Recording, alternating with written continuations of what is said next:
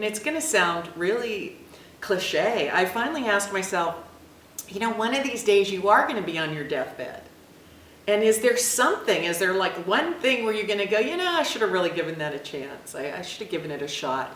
And I thought, yeah, I'm going to feel kind of disappointed that I didn't try to write a book. The first time I went to go see my agent, who wasn't my agent at the time, he was interviewing me to see if he was going to take me on. I remember him looking at my manuscript, and the first thing out of his mouth was, "This is kind of an ambitious book for a first-time writer." And I remember looking at him and saying, "You're telling me? I didn't even think I could write this book." Writing the book was the closest that I ever came to having a nervous breakdown, to literally having to be institutionalized, because I gave everything up.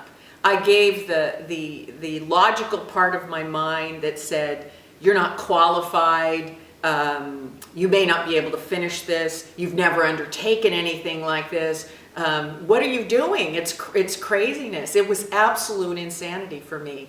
But I knew that some part of me, the really healthy part of me, wanted to step off that edge. And there's a saying, a Japanese saying, that you have to leap before the net will appear. And I think that's really how the book started. I made the decision to leap and see if the net would appear. And it's really scary on the way down because there may be no net and you may crash and burn. But each of us owes ourselves that opportunity to see if the net will appear. And I guess the thing I would want every person to have the experience is, if you hit the ground, it may hurt, but it won't be fatal. You just got to do it. You've got to give yourself that chance. And even if you had no confidence, which I had none, I had no confidence I could get this book out. Now, as you point out, it's translated in 30 countries. It's been a bestseller for 2.5 years. They just released the paperback. It's in all airport bookstores, all national retailers.